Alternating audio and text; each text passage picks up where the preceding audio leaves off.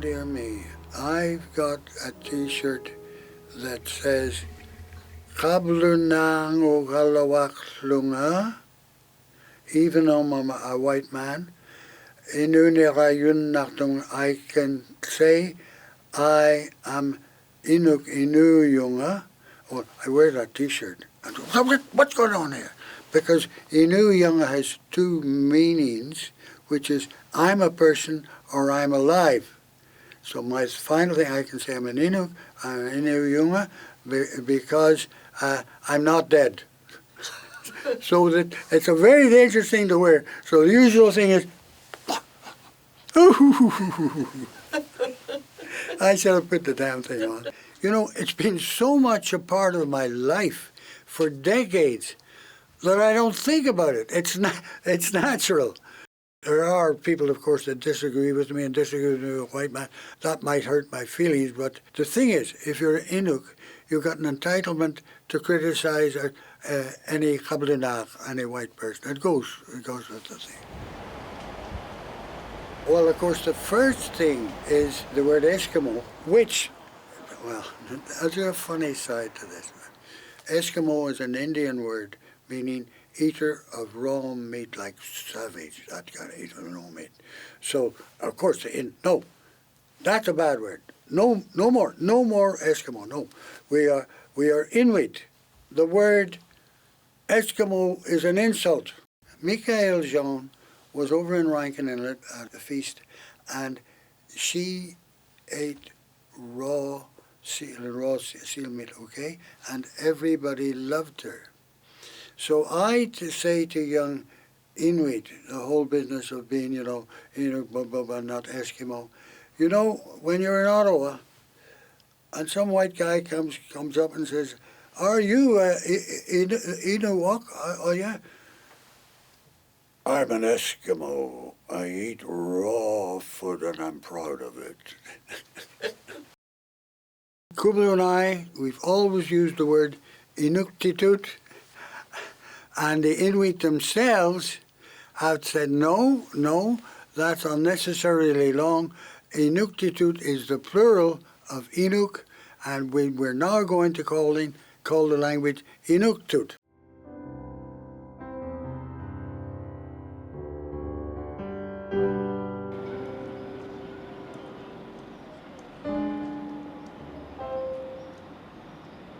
So, Mick, first, do you remember how we started all of this? Years ago. About, when I think about it, I think it's about 18 or 19 years ago. Oh, my God. I saw something about you or looked you up. Yeah.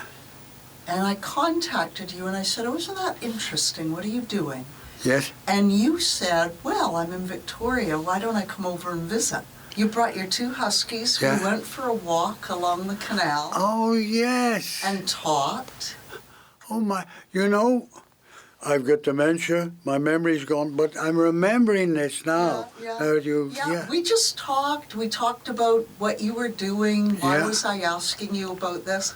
And then, several years later, Tim Pausch came along. Yes. And he was interested in studying Inuktitut. Yes. And we looked to try to find someone, and I said, I think there's this guy I talked to. Mm-hmm. And then we got a hold of you. Yes. And then you came over and talked, and you and Tim had your very first lesson on my patio. Okay. And it was the first time, and then he went up to northern Quebec after that. Yes. And did his studies. Yes, that was great. He was a good student, but good students don't always create a career for themselves, because that was the interesting thing. How many other people have taken this course and have actually gone deeply into study or teaching and studying Inuktitut? Right. Is he the only one? Of course, we've got Jason. what you call Jason, of Jason. course, yeah. They complement each other really, really well. I mean, having the native speaker is essential, but bringing her on board was just this additional dimension which the class got, because we have the native speaker, which helps us with pronunciation, which helps us with everything, and it also brings that other perspective. I mean, Mick being a non-native, Kublu being native, just give that kind of fuller picture. That's not to neglect the fact that indigenous languages all over the world are in peril. We've got a couple of dialects in the north here where it's gone. The kids don't speak the language at all. No, this is what an American fellow from Alaska said once. We like to go into a dialect area and say, what proportion of the people speak the language? Now, he said, that's irrelevant. What proportion of the children speak the language? If 60% speak it, and that includes a lot of old people, no. How many kids speak it? And at the moment, you see, with Inuktitut, it's still there, but there are places where it's eroded away, and we just got to keep going. The ideal thing is when the kid, my step-grandson, 2 years old, and Kublu teaches him English and Inuktitut. One of the biggest problems with Inuktitut is very bright young couples are so bright that they get a job with the language down in the south, and their children come down, and the children lose the language. I don't think I'm going to get emotional about this, but I've had all kinds of courses. Kublu and I have never had students like this. The normal thing you do if you're an instructor like me or Kublu, you write your little textbook, and then page by page you teach it, you give the test and the rest of it. Now, they have the textbook, they meet in class, and they teach themselves. Kublu's the key person, of course, and Kublu's there when they need to ask questions and the rest of it, but they control the thing. Kublu and I have never had students like that. Yeah, they're a wonderful group. Yeah, and they care about you and Kublu very much. Oh, God. You know, wait a minute, where's that handkerchief? Oh, there we go. Okay, carry on. An interesting situation with the class is that it's sort of like a one schoolhouse. So you have the more advanced students in with the beginning learners. And while that means that sometimes our pace might be a little slow for some people, it does afford the opportunity for students who are new to the subject to ask a lot of questions of their peers. So it has really helped us build a great atmosphere in the class that is supportive and encouraging in this totally, new territory of learning an Indigenous language. Our format is unique. We are in a very high-tech classroom where our instructors video in from Ottawa and Victoria. So we're multi-province international learning experience, which is fantastic because it allows us to work with people who are not local in Seattle, because there aren't that many Inuktitut speakers in Seattle. It gives us access to these amazing people who are our resources. I've never taken the language remotely, and I think it's very important to have the live interactions when you're learning the language. However, the technology advanced to an impressive level where there is actually a feeling of being present, of the instructor being present in the classroom. It adds to my point of my research as well, because I'm looking at interactions between people, including interactions using the technology, just because the place is so remote. It's not always possible to travel there personally, and the video or the movie or the documentary or the Skype relation is the next best. My favorite teaching experience is you guys, the best students we've ever, Kabluna, absolutely seriously, the best students we've ever had. All the Inuit that we've worked with in teaching Kabluna, they're all enthusiastic about it. This is it. For years now. Yeah. Hello to all of you. Pete. Pardon? Iqaluit Pete. Probably. So Kublu, everybody, hello. Hi. We miss you. Working with Kublu is a lot of fun.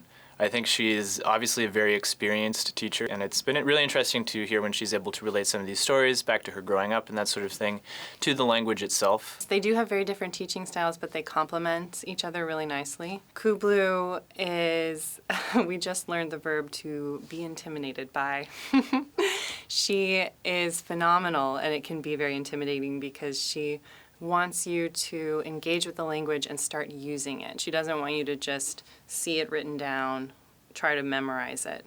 Mick will present a subject and then Kublu will help us practice with it. And through her encouragement, we've gotten to the point where pulling together more complex phrases is starting to happen a little more smoothly, which is also really satisfying to experience.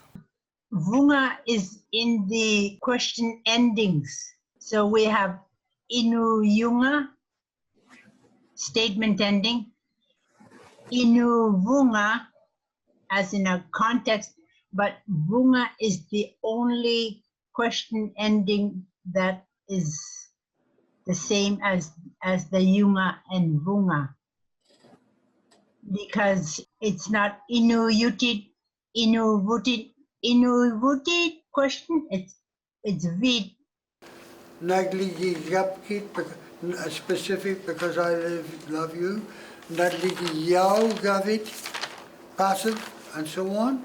Mick, too, is also a lot of fun. So he also has a lot of really great stories. And sort of his teaching style, I think, is more about making these memorable connections to different pieces of the language, if it's through music or if it's through stories about when he was living in the Arctic. It's like drinking from a fire hose, right? Having all these different pieces of Inuktitut coming at you at once. And so when you're able to hold on to specific parts of that through songs or memorable stories, I think it makes it a lot easier, and also it makes teaching a lot more fun. Mick is definitely a character, and so it's great to have him as a teacher. And they're fun to have Mick and Kublu teaching together.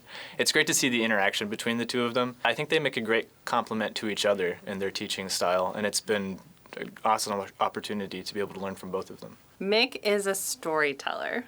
He brings this crazy Arctic Irish personality to our process of learning that I don't know if you could get with any other kind of teacher.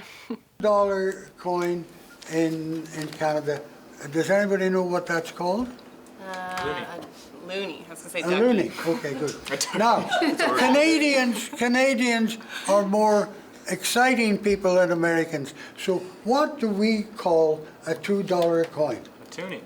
A toonie. For God's sake, Canada, wake up, okay?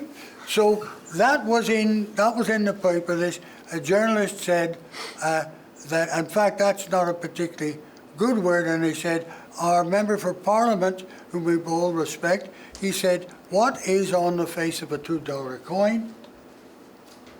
Polar bear. Which? Nanok. Yeah, oh, okay, good. Now, let's never say that. It's and what's a no, it's a Polar bear. a polar bear. So this guy said, so that should be Nanook. I mean, that's you know the movie Nanook, that famous movie done about 1980 or no 1918 or something. And Kublu said, now wait a minute, Nanook is not the way we pronounce that word. It's how is it? Nanok. No, with a UQ. And she says, now the K and Q are two different sounds, but they're two different meanings. So, for example, the word for thank you, somebody? Oh, perfect. And once again? My God, you're a real swimmer these days. But if you happen to mispronounce that, and say, I won't allow you to say it, and say, that means, what an occasion for copulation. Mick, Yes. I had more than that in the letter. I explained the difference between a K and a Q, being a K is a velar sound, and you said, oh no, that's too much. And I said, I want them to know that I know what I'm talking about. When Mick and I got married, we invited people to a potluck. Some of them knew that it was our wedding reception, but people thought they were coming to a potluck. And I stood up on a chair, took Mick's arm, raised his arm, and I said, everyone, I'd like you to meet the new Mr. Kublu. And I know where I've been ever since. and My what- brother's little boy goes, "Hi, McGill."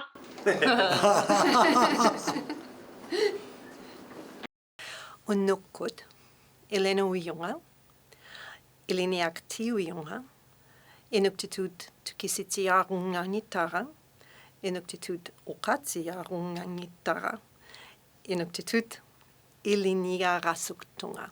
Coming to UW, I came basically from working for 20 years in the field of people-to-people public diplomacy. I ended up through my work in Arctic region, and I was very interested in looking at what's going on there because it's a completely different sort of setup in many ways. It's much more remote, it's less populated, it's not as much on the radar with many programs as I discovered through my research, so I decided to focus on that. And I'm interested in just seeing how people build relations across borders in that particular region. It's very interesting to interact with him because he's full of stories. I'm 86, I think. Yeah, I'm 86, and it's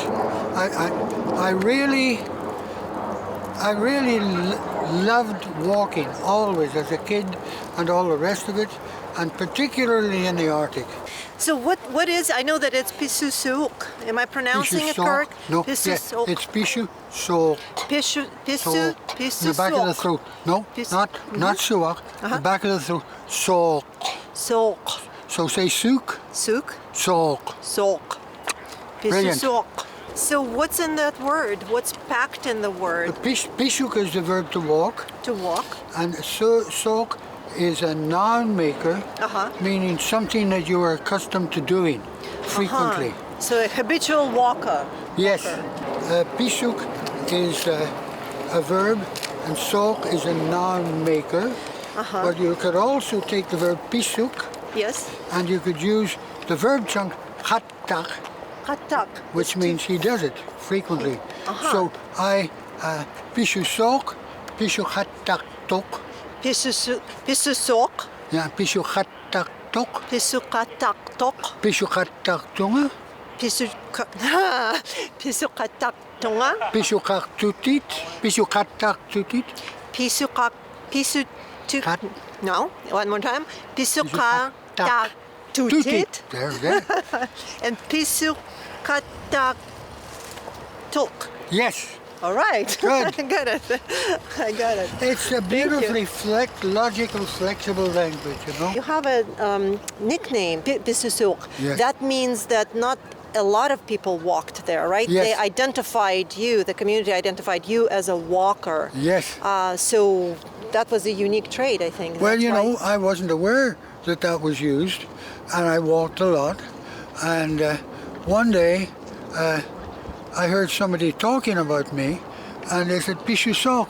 I said, oh my God, I've got a great Inuk name. You know, not Kabluna or look the ugly white man. So I adopted that name, thankfully, Pishu Sok. So one time, I was there in Kublu's house, and the old men were sitting around the table, which is typical, and the young men were sitting on the couch, talking in kind of pidgin English, okay? And one of them was saying, oh, you know, we had this dog. He was a great dog, but the trouble was he'd keep trying to steal the seal from if we parked a kayak up there. Always a great dog. Kublu's father said, well, wait a minute, what did that dog look like? And he said, oh, that dog, he had got a bit of a patch here, and he had a big thing around his ear. And Kublu's father said, that dog died the year before you were born. So the names carry on. Beautiful, beautiful. In Inuktitut, there are words for everything, okay?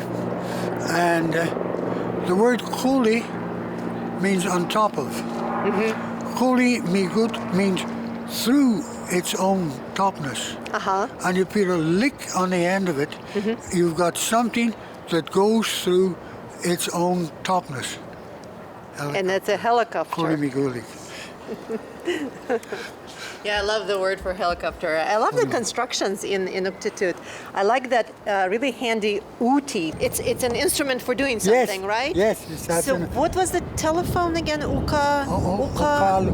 Iqaluit. Iqaluit.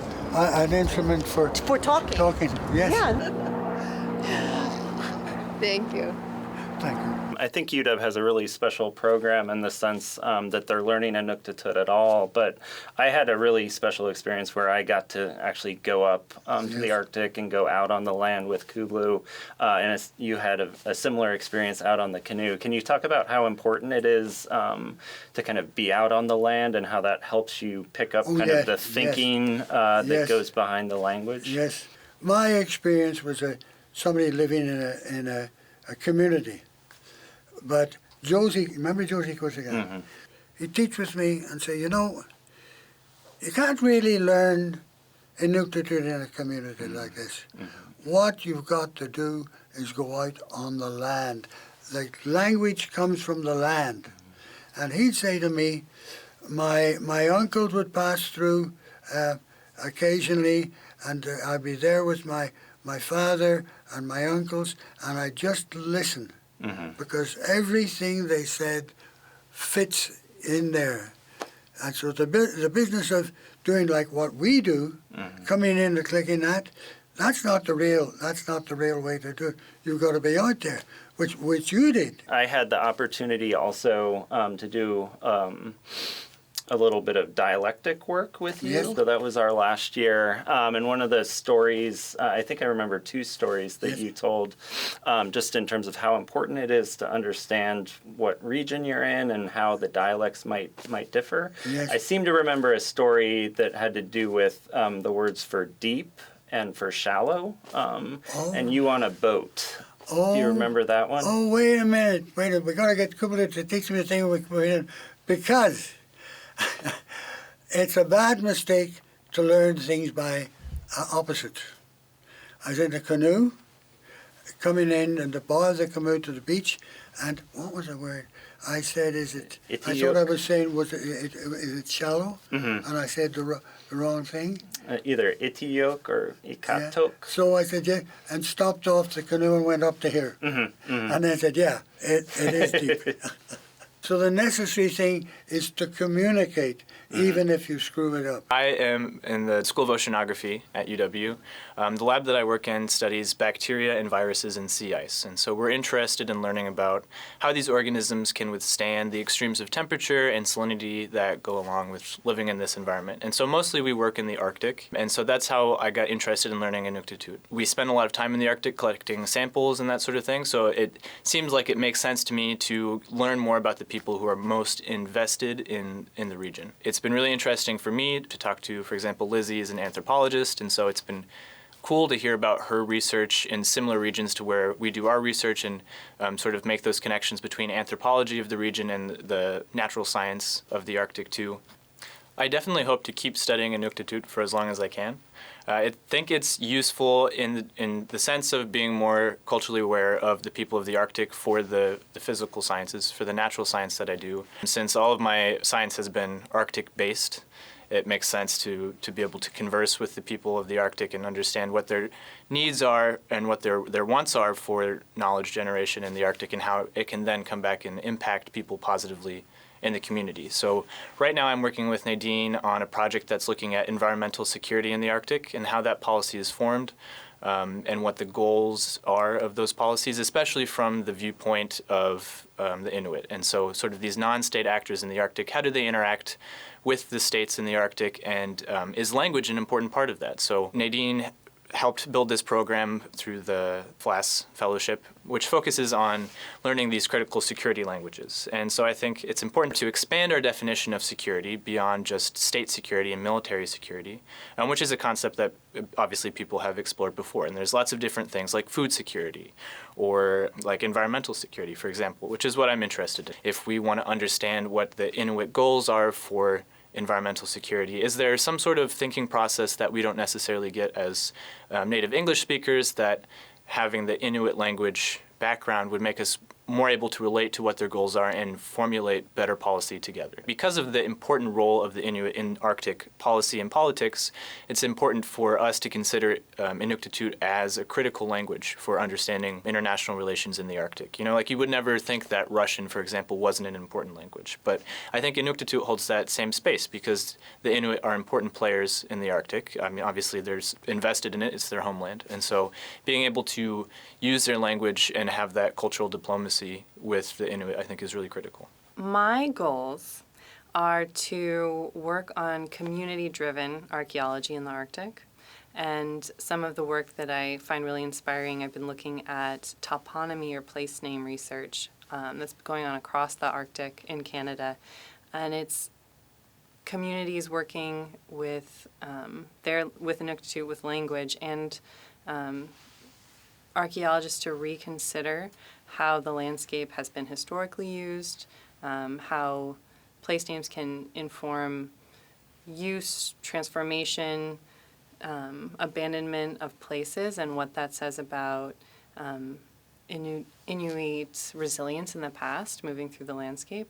Because often when, you know, a southerner goes to the Arctic, it's just like everything is flat and white. Like you might not appreciate the vast differentiation that actually is around you in space.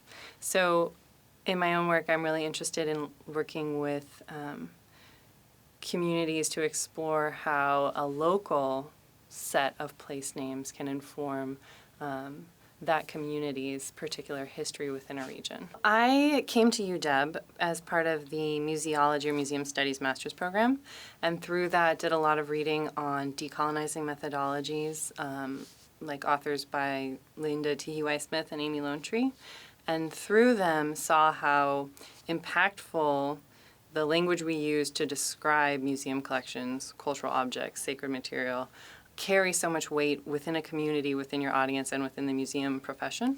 Before I even was admitted to UW, I discovered the Arctic focus through the Canada Studies Center, and as a master's student was thrilled that there was the opportunity to take an Indigenous language. And I began to think about how Indigenous languages can transform the very Western hierarchical system of museum databases. One area of my research that I'm really excited about is working with the Burke Museum's ethnology collection, which has a standard museum database system, but specifically working within the segment of Umiak, or open-skin boats from the Arctic, and working with language speakers who speak Yupik, Inupiaq, Inuktitut, to redescribe the boats, their component parts, and their purposes and uses, so that the database more richly describes the resources that we have so that we can better make them available to the community.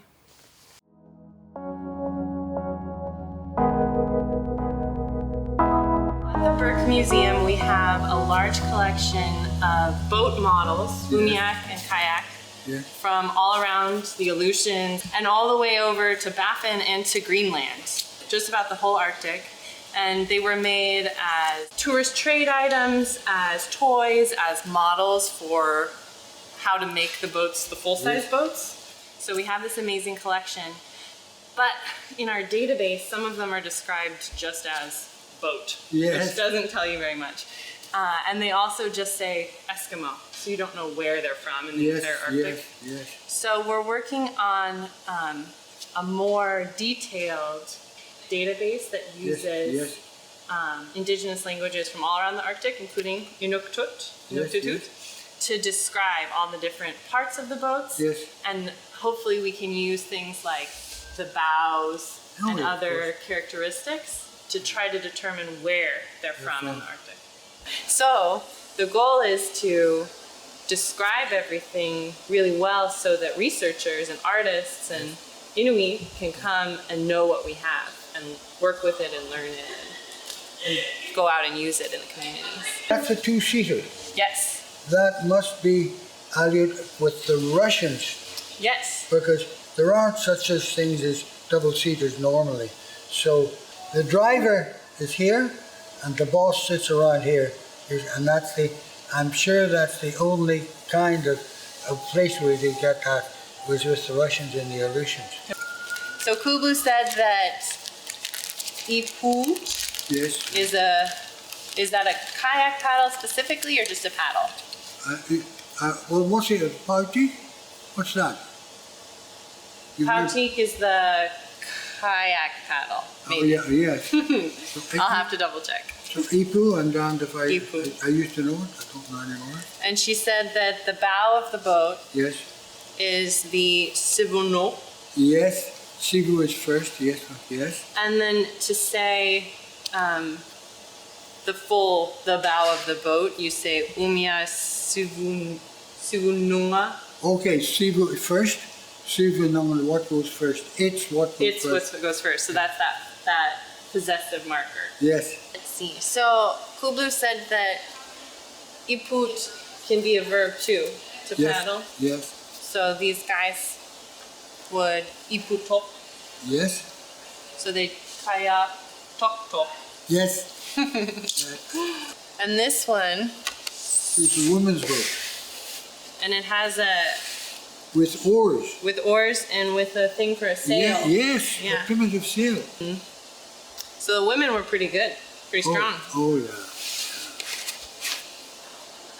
Well, you have in your apartment, you have photos of you and Kublu floating. Yes. There is a friend of mine, Penobscot. There's an American design, Penobscot, 14 feet long, and you row it, and no fancy stuff, and you also sail it. And this friend of mine made the thing, and he said to me, Mick, you've got too many boats. You're not going to buy this, but try it out.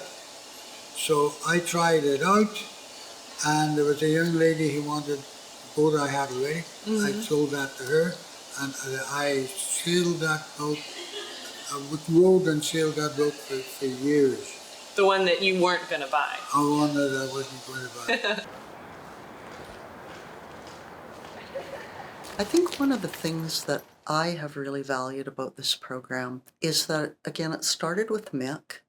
Mick brought in his wife Alexina, who started with the cultural pieces and then has taken over the teaching. The students, Tim began with Mick so many years ago. We've had about 15 students since that time, that it's really created a community. And I think that's just critical to the learning experience, that those students are in touch with one another.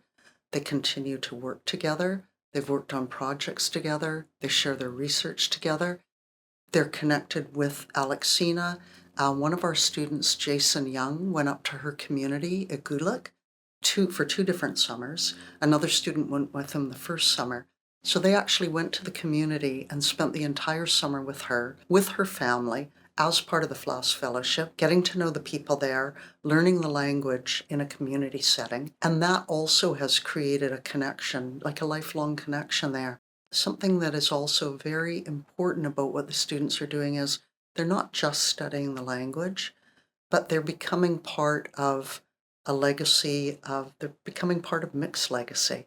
This was something that he started when he was relatively a young man in the late 60s, has continued through his life. As he got into his later years, he wasn't teaching as much in the North, and then he became part of our program and really built a new community here. And that's vital to the program, to Mick's legacy for the students.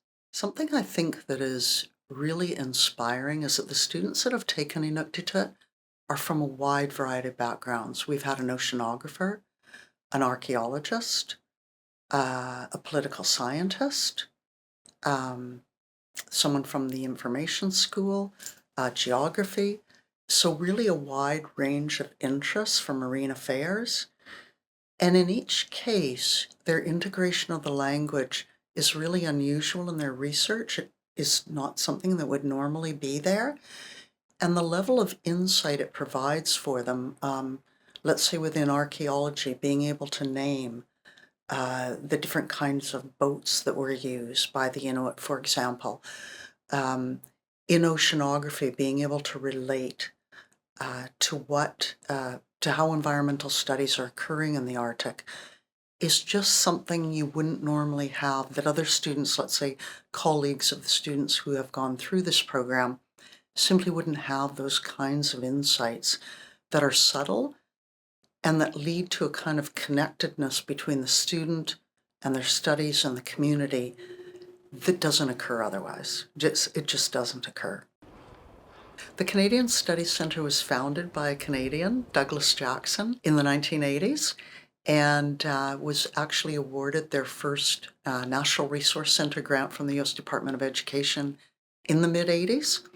And we are a center, actually a consortium with the Center for Canadian American Studies at Western Washington University. So we've been partners together since that time.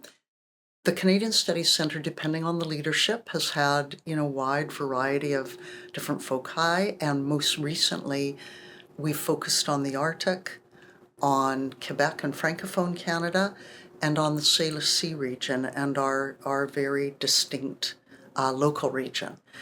And part of the reason for that is these are the areas, I think, that are distinct for Americans. When we have students come to us, even faculty, that are interested in this area of the world, what stands out is what's unique. I mean, there's many things unique about Canada, but definitely Quebec and its distinctiveness as a nation within a nation is unique. The Inuit with Inuit Nunangat, their nation within a nation is distinct.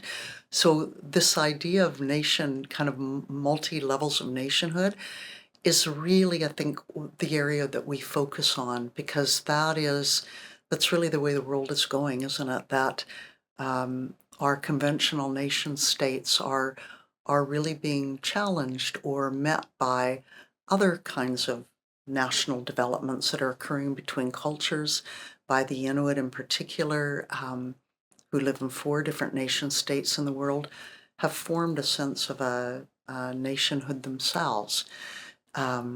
So I think in approaching Canada that way, it's just a very innovative way to look at I think it's something that Canada offers. This is something Canada offers, is being able to have nations within nations with a lot of support from Canadians, from the government of Canada, for that expression of who we are as people. It isn't perfect by a long shot, isn't perfect by any means, but the experiment is there, and I think people are able to play into that experiment and really test it out, as the Inuit are doing in their new government-to-government relationship with the Canadian government. So very exciting, I think, what is occurring, and that's the cutting edge we try to look at in the Canadian Studies Centre. We have a FLAS award in Inuktitut, which is the Inuit language. Now they use the term Inuktitut. And we started teaching Inuktitut in 2005. And the way it came about was we had a student, Timothy Pash, and I mention his name because he's now an associate professor at University of North Dakota. And he came to us interested in a FLAS award, but he was already fluent in French, which is normally the award that we would give in the Canadian Studies Centre, already fluent in French. He was fluent in Japanese, so he was wondering what language could he study if he wanted to study within the Canadian Studies program. And given that my research area is the Arctic, we suddenly thought, what about the Inuit language? So he applied in Inuktitut. He was actually awarded, but we didn't have an instructor. And where were we going to find an instructor? Because this is a very difficult thing. In Canada, there are approximately 65,000 Inuit in Canada, and the language actually is viewed as the most promising to survive, because I think of that 65,000, probably about 50% claim of the Inuit claim Inuktitut or the Inuit language as their mother tongue. So there are actually a fair number of speakers in Canada, but not that many instructors, of course. And Mick Mallon, who this film is about, he would make a joke to us that there's just 5 Inuit instructors in the world, and 4 of them have left. 4 of them are deceased. So that he was the only Inuktitut instructor, and he isn't the only instructor, but certainly one of a handful. So Tim and I were trying to identify somebody to speak Inuktitut. There was a woman who had taught in Paris. She's since passed away. Again, extremely difficult. And I suddenly remembered that this fellow had come through town, and the fellow that I'm talking about is Mick Mallon. And I had contacted him about the language. So he knew I was here. This was pre-Tim Pash. He knew I was here. He happened to be coming through town. He said, can I come and visit? So he came by. He had his 3 husky dogs with him from the north. Came into Seattle. He and I walked along the Burke-Gilman Trail and talked. He told me about his past, what he did, and he also had a boat over in Victoria. And I remembered this man, and I said to Tim, you know, I met this man years ago. He teaches Inuktitut. Maybe we could reach out to him. And we found out that Mick had a sailboat in Victoria, was willing to teach the class. So our very, very first Inuktitut class happened on my balcony in my apartment. Mick came over from Victoria, sailed over on his boat, met Tim. They were out on the deck having their first lesson in Inuktitut, and that was actually how it all started. So it was just one of those synchronistic events that happens. You know somebody, you reach out to them. This all happens. So Mick started with us 2005, teaching Timothy Pash, and his last year of teaching was 2018-19. And during those intervening years, he taught different FLAS Fellows Inuktitut. A total now in 2022 of, we've had 17 students study Inuktitut, primarily with Mick. So in 2018, when we had the new cohort of students coming in, I told them at that time, you know, you are in a really fortunate situation. You're going to be studying with Mick Mallon. He's one of the few individuals who teach Inuktitut in Canada. He's been diagnosed recently with dementia. This will definitely be his last year of teaching. It's not going to be the kind of class you would normally expect, not because of the dementia, but because Mick is just a very unusual character, very colorful character, and he doesn't teach, you know, in conventional ways. And I said, but you have to look at this as, this is a once-in-a-lifetime opportunity. And to study with this man is a once-in-a-lifetime opportunity, and you will be the last group he's studying with. And in fact, that cohort of students, they are now in their 4th year of their FLAS fellowships and the 4th year of their language study. And they're studying with Alexina Kublu, who is Mick Mallon's partner and wife. So Mick, the reason he is such a distinct character, his first position in the Canadian North was what was then the Northwest Territories. The government of the Northwest Territories hired him in the late 1960s to set up the Eskimo Language School. So he started that in the 1960s. He went on to teach for Nunavut Arctic College, and his last number of years of teaching were right here, so from, again, 2005 to 2018. And then Alexina Kublu took over after Mick. And again, I said to the students during that last year of his teaching, she didn't so much teach the language as give cultural background and cultural pieces, and added those to the class. So the students in the 2018-19 class who are all interviewed here, they really got this phenomenal experience of learning from both of them. And then he more or less stepped out that year, and Alexina continued to teach. And another renowned person, you know, again, I said to the students, you are so fortunate. All of her teaching has been, she's taught either from, sometimes from Iqaluit, sometimes from Iqaluit, which are Nunavut. So all of this has been virtual because she's up in the north, they're here. But I said again, you know, you have, it's an opportunity of a lifetime. She was the language commissioner for Nunavut, the Inuit territory. So again, to have that opportunity has just been phenomenal. So we've had 15 or 16 students who have studied Inuktitut and given out over 30 FLAS awards. So many of them got several awards to become close to fluent in the language. So the value of the FLAS awards and the reason that these centers have such awards is the centers are really here for education about different regions of the world. So in our case, it's about Canada. And then the language awards are part of what our center will award to, in our case, to graduate students on the University of Washington campus. And it's so that those students really gain a better understanding of the culture, the history, the politics, the economy, everything of that country, right? That's the importance of the language. So again, primarily Canadian Studies would give out typically awards in French. That's a second language in Canada. But in our case, again, beginning in 2005, we started awarding in the Inuit language, not only in the Inuit language, but also in other Indigenous languages. And the idea there was really that the vision of the centers and the mandate of the centers is to understand another region, another country in the world.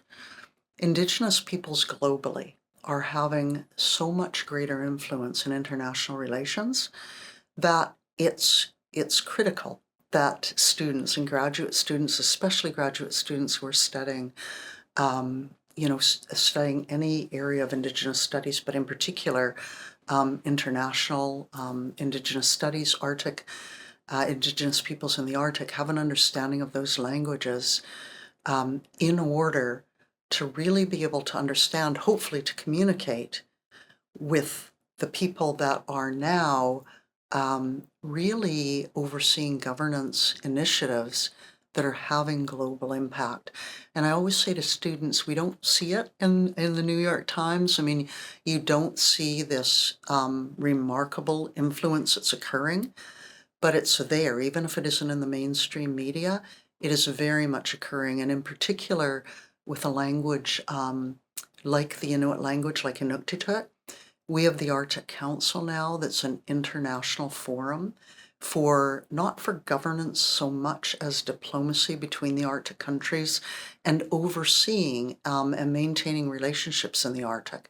So what really could be more important now than students beginning to get a grasp of the Inuit language so that as the Arctic becomes a bigger player on the international stage, which it is, that then those students will have a better understanding of the role. So that's in part the value of these languages. You know, again, not just Inuktitut, but the other Indigenous languages.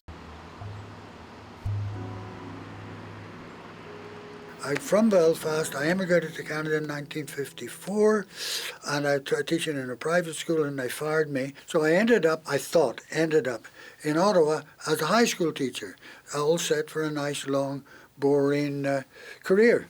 At this period in history, Farley Mowat had shown Canadians that Canadian citizens were dying of starvation, and Canada was immensely embarrassed and created the Department of Northern Affairs. My lady friend came up, we married, we had a kid, and we had to move into a bigger apartment. So we moved to this place where there were 3 stories, and there was one family, a husband and wife below, and we had the upper 2. And the landlady said, the people below won't bother you, they're civil servants. So I said, oh God, boring.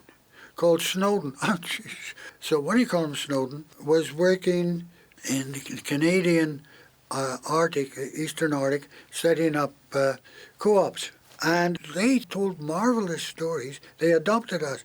Basically, we even met Farley Mowat. So it was so exciting what was going on. Well, what happened, I came back from school one afternoon and Cynthia said, why don't we go north for a year or 2?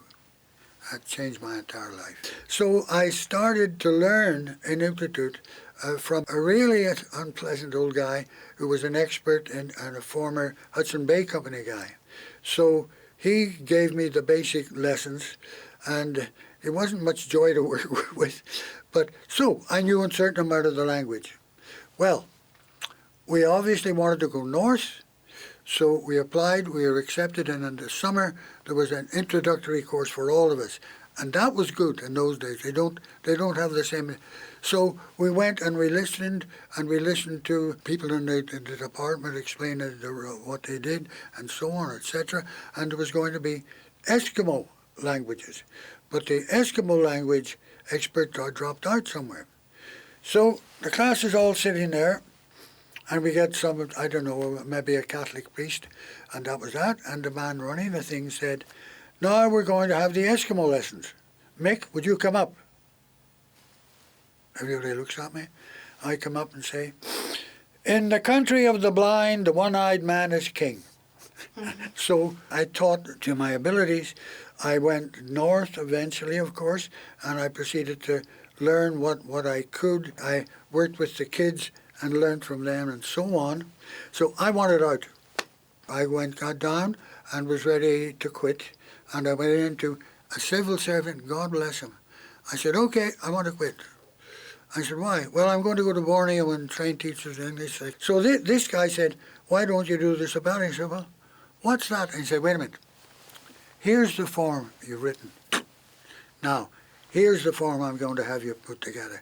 So I owe, he's dead now, I'm sure, I owe that guy. So I went trotting off to Borneo and had a marvelous time there.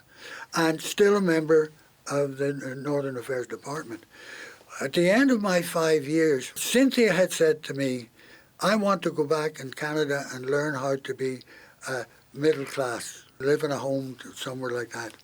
So I thought, oh, God, yeah. I was going through with the business of not teaching anymore.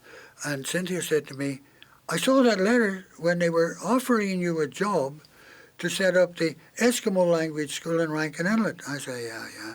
Well, I've replied to it. You've applied to that without talking? Well, I know, I promise you. So, Mick, she said, this is the perfect job for you. Oh, yeah. Well, you better do it. So I went back in, cancelled the thing to the government's job, and became the principal of the Eskimo Language School in Rankin Inlet. And when I got there, I had to really start studying the language seriously. So my whole career went on from that. I said, okay, dear, we'll move to headquarters. We moved over to Yellowknife, and the career continued from there. My boss was a Welshman rugby player, and I was put in charge of curriculum development for the northern areas, and he took me over to Iqaluit once on a trip, and on the way back he said, Mick, you really feel at home there. So why don't I give you a job over in Iqaluit? I'd already been a language teacher, but the job he gave for me is to develop the Eastern Arctic Teacher Education Program. The thing was, I'm not well organized. I have a friend, David Willman, who had taught with me and the rest of it, and he's a master of organization. If it hadn't been for him, I wouldn't have been able to create this marvelous Eastern Arctic Teacher Education Program. Now the sad thing is, you get something going, it's perfect, well then you move on in life. I retired, David took over another job, and the people that took over the language, they fiddled around a bit with it. They permitted Inuit to come in who were not fluent in Inuktitut. Now, there's a very important point here. We ran a perfect program for Inuktitut-speaking Inuit. There is a need for so many Inuit who are not fluent in their language. There is a need for them to go into normal classrooms. So instead of letting them into our precious program, there should be a separate program for Inuit who do not speak Inuktitut, who train to become English-speaking teachers. Oh!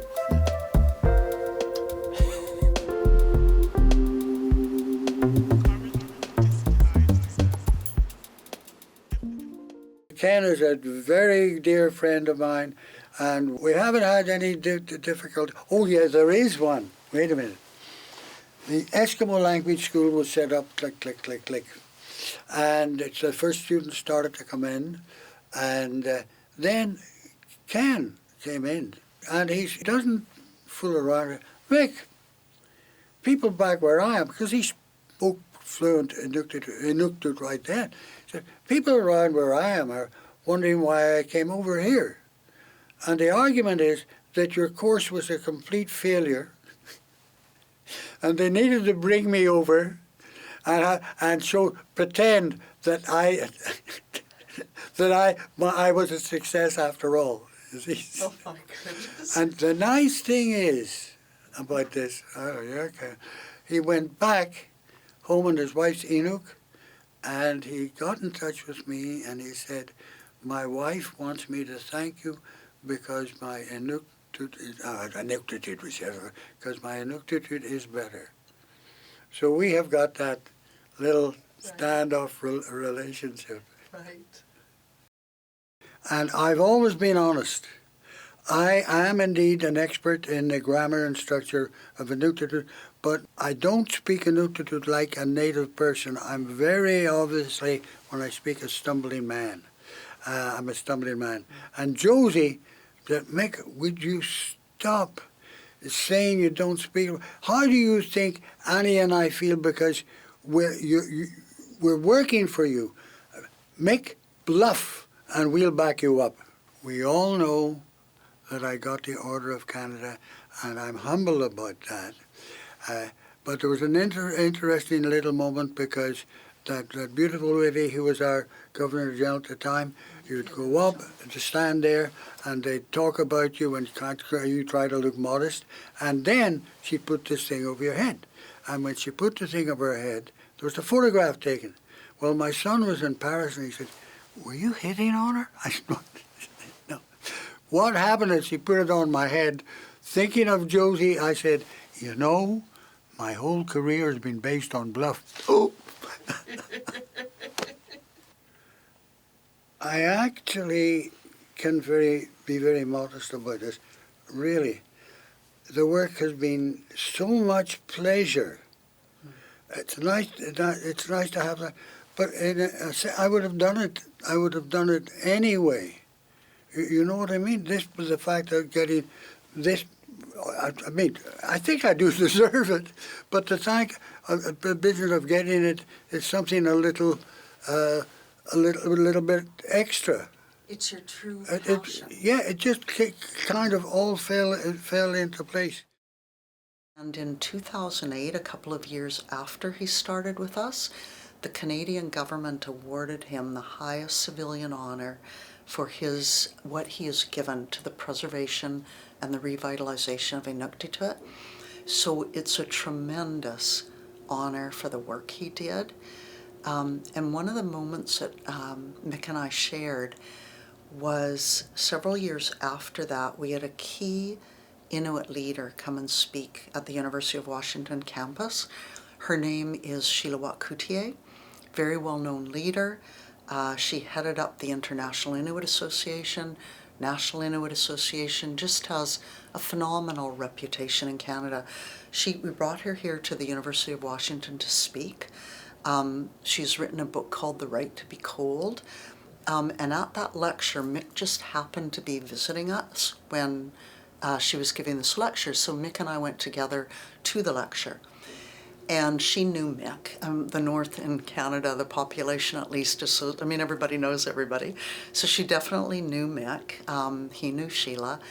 And when she went to give her introduction to her talk, she said, there's someone in this audience that I want to recognize. That was how she started. And she said, it's Mick Mallon. And she went on to recognize him again for what he's contributed to the preservation of Inuktitut. After that, when Mick and I left the lecture, we were walking back across the University of Washington campus, and Mick was in tears.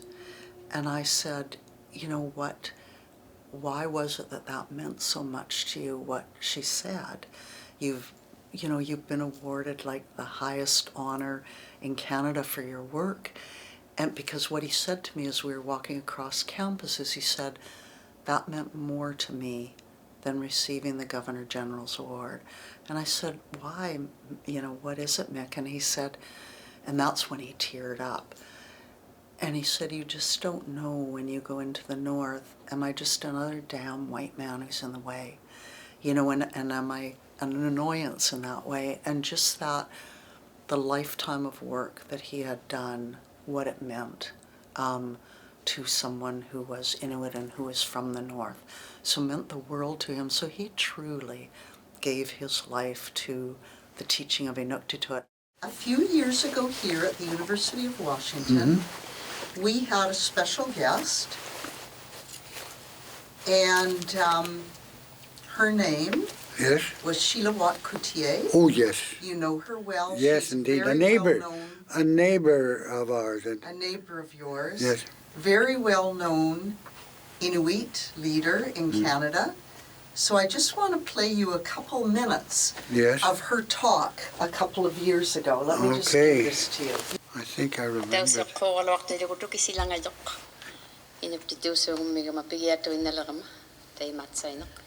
this going to come down? It's not going to stay down? Can you hear me? Yes, it's good? Okay, so I always start in my own language, and as I said, I think there might be just one person in the audience tonight that would understand, and the great Mick Mallon, who is a remarkable human being who has lived in Nunavut for many, many, many years and is very proficient in my language, although he doesn't like to admit that. But he's a teacher, and he's doing some teaching here with some of the students here from the University of Washington. So Mick is going to be my grounding force here tonight, as he knows my world very well, very, very well. In fact, Mick's house was 5 houses away from mine in Tundra Valley in Iqaluit for many, many years. So. Mick, you told me after. Yes. You told me after this that this meant more to you than winning the Governor General's Award. So why did it mean more to you? Now, there's got to be a pause here, because the longer I'm in Canada, the more Irish I feel. And the Irish tend to be emotional. And I have moments.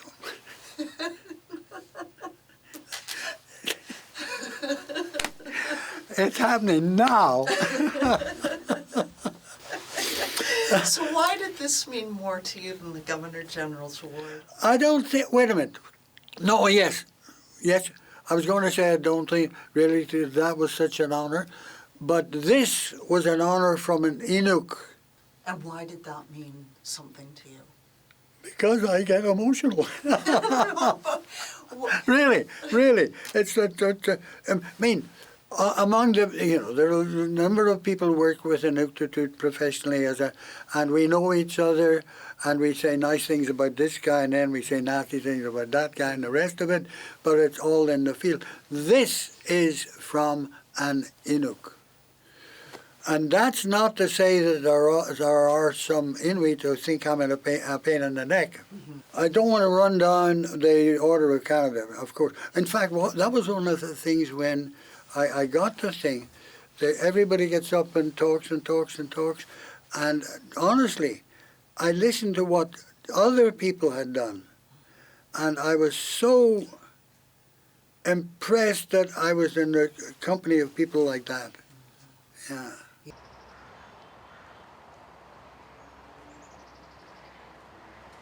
What I now am supposed to say is, and my wife, who is Inuk, I depend so much on her. We teach together, she corrects me all the time, and everything I write it out, I check it with Kublu. I would never put anything down without checking with Kublu. You're a real team. Absolutely. Maybe you should send me an email with that, because what have I got? I don't No, know. this stuff thing, the dementia. Yeah, because maybe the dementia will sneak in there. But I must say, there is a place for me, and it's very important for the University of Washington to continue giving me money to work. That's absolutely vital. We can't do without it. Oh dear. I think it's okay to do that, because I can manage the dementia quite well, as long as people understand. I said, wait a minute, I forgot. I need Kublu. Oh, we could phone Kublu.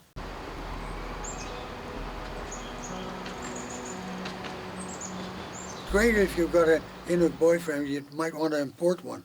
Well, you are lucky because you have an Inuk wife. I know.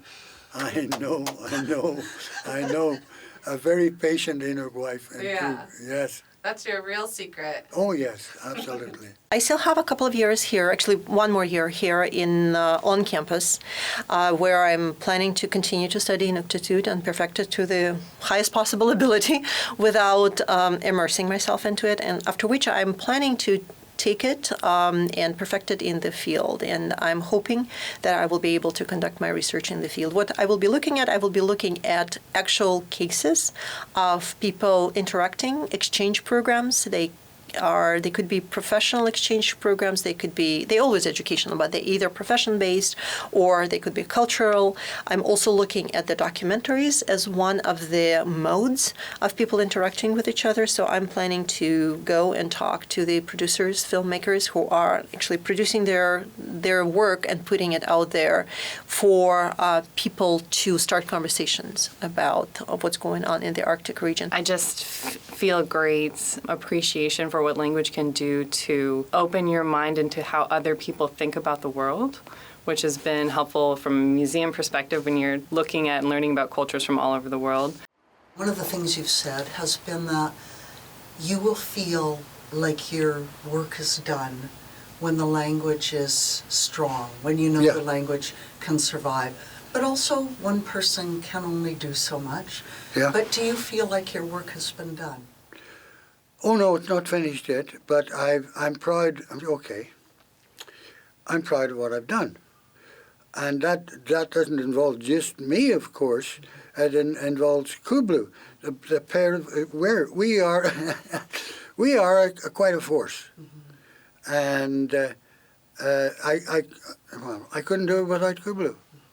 And there are other people also that were. Kublu's daughter, for example, is on a 2-year contract for an Inuit organization in Ottawa.